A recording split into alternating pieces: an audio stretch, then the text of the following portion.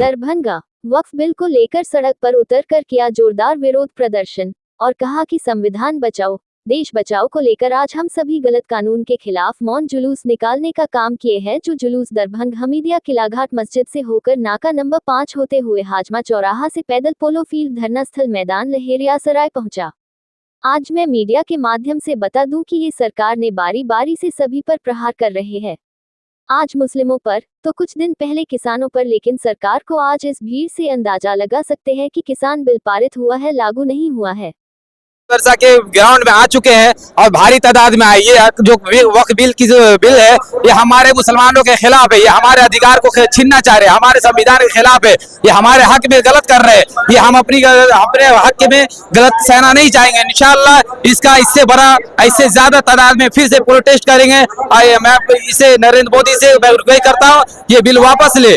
अगर आप हिंदुस्तान के सारे अवाम के साथ एक नजर का कानून लाना चाहते हैं तो ये बिल वापस ले, क्योंकि ये वक्फ की जमीन है, ये अल्लाह की जमीन है। इस पे हक सिर्फ और सिर्फ यतीम गरीब और मिस्कीन का है और ये अल्लाह के लिए हम लोग लड़ चुके हैं, रोड पे आ चुके हैं। इंशाअल्लाह इससे ज्यादा जरूरत पड़ा तो हम लोग रोड पे इससे ज्यादा तादाद में आएंगे। अगर हमारे सपोर्ट करना होता तो आज के दिन आरएसएस वाले लोग हमारे कब्रिस्तान पे जाके तोड़फोड़ नहीं करते, हमारे मस्जिद पे जाकर झंडा नहीं लगाते, हमारे हक में ये मारपीट नहीं करते, हमारे वक्त पे आकर हमारे मस्जिदों में आकर तोड़फोड़ करते हैं और हमारे कब्रिस्तानों पे जाकर हमारे कब्रों पे जाकर तोड़फोड़ करते हैं, हमारे बुजुर्गों के खिलाफ ये गलत शब्दों का प्रयोग करते हैं। ये बिल्कुल हम लोग हरगिज नहीं मानने वाले हैं। नरेंद्र मोदी, अमित शाह और ये जो टगले योगी आदित्यनाथ है, इससे मैं अदबन गुजारिश कर रहा हूँ ये बिल को वापस ले। अगर नहीं लेंगे तो इससे ज्यादा से ज्यादा तादाद में हम लोग रोड पे आएंगे और इंशाअल्लाह उस टाइम में आउट ऑफ कंट्रोल हो जाएगा। इंशाअल्लाह इससे मैं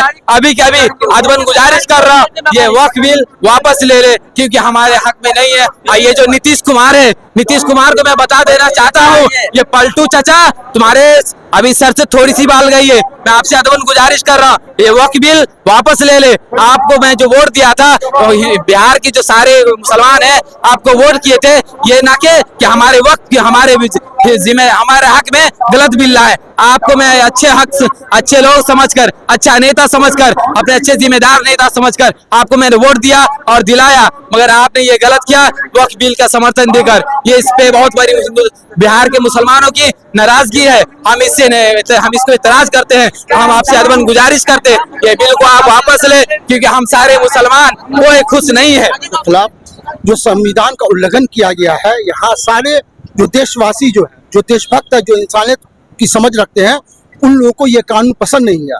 यहाँ जो है ये आंतरिक मामला है, मुसलमानों का मामला है। वक्फ अल्लाह के नाम पर लोग देता है। आप देखिएगा पूरे हिंदुस्तान में 35% तो कब्रिस्तान है।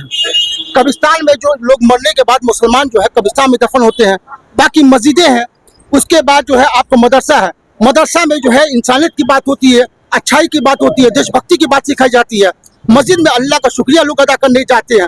तो यहाँ तो ऑलरेडी अच्छा काम हो ही रहा है। 10 से 12% पर दुकान होगा, मकान होगा या खाली जमीन होगा, यहाँ तो नेक काम हो ही रहा है। तो इसमें मोदी जी कौन सा भलाई काम करना चाहते हैं मुसलमानों के लिए? गरीब महिलाओं के लिए वो उनका कहना है कि गरीब मुसलमानों को, अरे गरीब मुसलमानों, देखिए पासमानदा मुसलमानों के लिए, गरीब मुसलमानों के लिए यहाँ पर इंसानियत की पहली बात होनी चाहिए। यहाँ पर फायदा पहुँचाना है मोदी जी को तो महंगाई को लगाम लगावे, अपराधीकरण को नकेल कसे। यहाँ पर जो देश में जो है हर मुद्दे को लेकर हिंदू मुस्लिम से एंगल से जोड़ा जाता है, उन सब चीजों को खत्म करे। राजनीति करने वाले लोग आज जो है अगर अपना मुंह को बंद कर लेंगे, वो अच्छाई की तरफ बात करेंगे तो लोगों के अंदर एकताई होगी।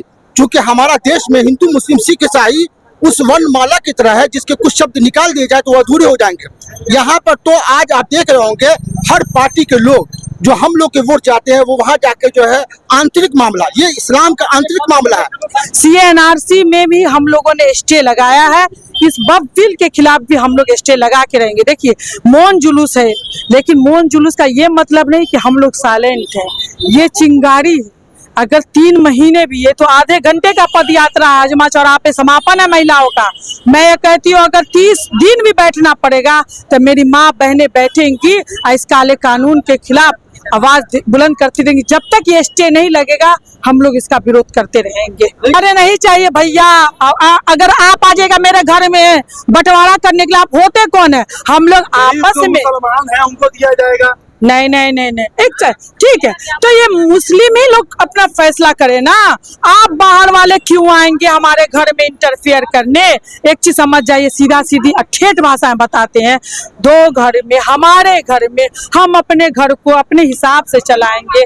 बाहर वाले दूसरे वार्ड से, दूसरे शहर से, दूसरे डिस्ट्रिक्ट से आ जाएंगे कि नाजिया हसन ऐसे नहीं चलेगी, नाजिया हसन ये नहीं खाएगी, नाजिया हसन ऐसे नहीं बोलेगी उनके भाई। वो कौन होते हैं इंटरफेयर करने वाले?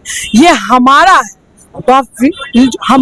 वफ जो है हम लोगों की पूर्वजों की देन है, उसमें आप और हम कौन होते हैं इंटरफेयर करने वाले? हम लोग आपस ही में सुलह कर लेंगे, जो भी प्रॉब्लम होगा हम लोग आपस में निपट जाएंगे। लेकिन सरकार ऐसी कर रही है जो हम लोग का ये विरोध बिल जो है समझ में नहीं आ रहा है। नहीं नहीं, ऐसा कुछ नहीं है, आ जाए वो बैठ जाए। सरकार का कहना है कि वक्त में सरकार ही तय करती थी कौन मेंबर होंगे, लेकिन वक्त आ गए। पहले एक बात बताइए, वफ बिल एक मदरसा, ईदगाह या कब्रिस्तान, अब उसके बाद कहाँ जाएंगे फिर? अब हिंदू मुसलमान की राजनीति चलना चाहते हैं। अभी होने वाला चुनाव है तो आप हिंदू मुसलमान को आपस में टकरा रहे, ये हिंदुस्तान है हिंदुस्तान। आप कैसे एक्ट लगा करके मतभेद करवाओगे? सब एक है। एक आखिरी प्रश्न, CNRC में नीतीश जी आप लोग के साथ थे, हाँ। इस बिल में आपके साथ नहीं है। आएंगे विनाश काले विपरीत बुद्धि, उनका विनाश आने वाला। अभी जो चुनाव होगा उनको सारा जवाब मिल जाएगा, इसीलिए उनको आना ही पड़ेगा। अगर उनको विनाश तय है तो कोई नहीं बता सकता है। यहाँ पर शामिल है और ये वक्फ बोर्ड का हम लोग मुखालफत करते हैं। आज आप जो भीड़ देख रहे हैं, ये भीड़ में सिर्फ मुसलमान ही नहीं है, इस भीड़ में हर समाज के लोग हैं। जो लोग सेकुलर पार्टी के लोग हैं, सारे सेकुलर पार्टी वाले हैं, आज आए हैं। और मैं बहैसियत मुसलमान और बहैसियत जन सुराज पार्टी के लीडर होने के नाते इस वक्फ बोर्ड के काले कानून के खिलाफ में आज हम आए हैं। और सरकार को ये चेतावनी दे रही है भीड़ के मुसलमान ही नहीं, सारे जो समाज है वो सारे समाज आपके इस काले कानून के विरोध में यहाँ से लेकर के CMO से लेके PMO तक पहुंचेंगे, जब तक कि ये काला कानून वापस नहीं होगा। सरकार तो ये बिल लाई है, तो एक मोहरा है, मुसलमान ये मोहरा है। आज कल को ये हमारे हिंदू भाई के जो मंदिरों की जो जमीन है, जैन की जो जमीन है, जो सिखों की जमीन है, सबको धीरे धीरे ये लोग अपने आकाओं को बेच देंगे। जिस तरह से ये कानून कब लाया गया कि जब अदानी फंस गए, ये अंबानी फंस गए थे। अंबानी ने एक बड़ी संपत्ति को वक्फ बोर्ड के हथिया लिया, उस पर करोड़ों करोड़ का बिल्डिंग जब खड़ा किया, उसे बचाने के लिए मोदी सरकार ने ये कानून रातों रात चोरी ये चोरी करके इस बिल को पास करने का काम किया है। मुसलमान अब इन चीजों को, अपने जुल्म को नहीं सहेगा।